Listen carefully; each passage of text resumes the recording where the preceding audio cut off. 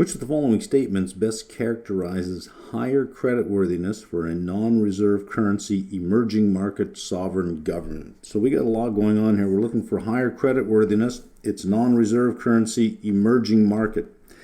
A country with a government budget surplus, that's always good. Current account surplus, that's always good. That means it has positive trade balance. High economic growth, that's good. Freely floating currency, all of them. Hard to beat that. A country with a government budget deficit, well, no. Current account deficit, no. That means that they're importing more than they're exporting. Moderate economic growth, well, that's not better than high. Fixed exchange rate is not better than floating. A country with a budget deficit, no. Current account deficit, no. Low economic growth, no. Fixed exchange rate, okay. The answer was easy. Match the indicators below to the impact on the creditworthiness of a general obligation bond issued by a state government. So that limits it.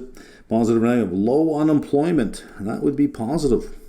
Low per capita income, that would be negative. Low per capita debt, that would be positive. A low tax base. Well, these are general obligation bonds, right? What is the source of payback for them? The taxing authority of the region. Low tax base, that's going to be a negative. High dependence on sales tax. Well, that's if consumer spending drops, then your revenue immediately drops. So that's probably going to be a negative. High post-retirement obligations, which means you have a high level of expenses. That's probably a negative as well.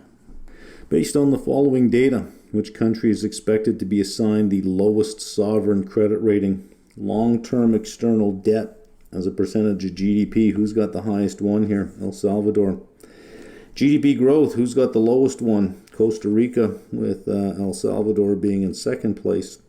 And currency reserves, who's got the lowest? Dominican Republic, with El Salvador being in the second place. So it's going to be in El Salvador. It has either 1 or 2. It's in either number 1 or number 2 on all three measures. Where are we? C. Gulf Investment Corporation is an investment company incorporated in Kuwait as a Gulf shareholding company. GIC is equally owned by the governments of the 6 member states of the Gulf Cooperative Council. GIC was formed to foster economic growth, economic diversification, capital market development across the GCC region. Credit rating for GIC should be assessed based on its status as a... Well, it's not a sovereign. It is made up of 6 member states. That is a supranational issuer. Which of the following statements best characterizes external strength for a non-reserve currency sovereign country? The ability to impose and enforce strict capital controls. Well, you do not want those capital controls. You want capital to flow freely in and out. The establishment of a fixed exchange rate regime. You do not want that. Freely floating. The ability to generate sufficient, stable foreign currency cash inflows. Yeah, that sounds good, right? Agora is an emerging market economy with restricted capital convertibility. Domestic to foreign exchange is not freely convertible. It is significantly dependent on income from the tourism sector and repatriation of income by its citizens living in foreign countries. So what do we have? Income from tourism and repatriation of income living in foreign countries.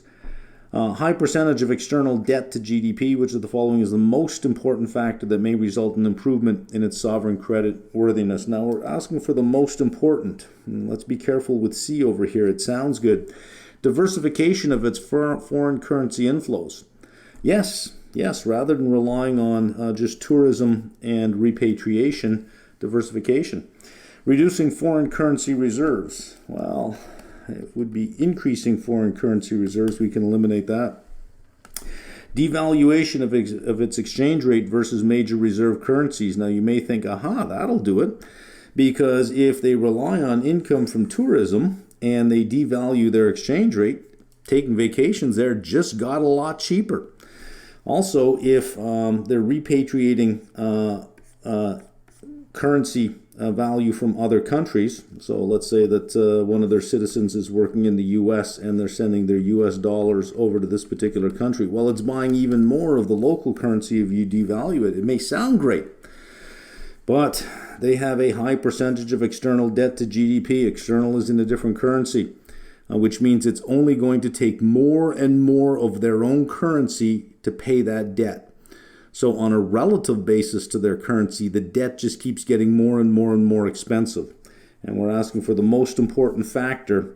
A, improves the situation of that economy without a resulting negative downside. C, does improve some things, but also comes with a downside. And since we're looking for most, we will take A.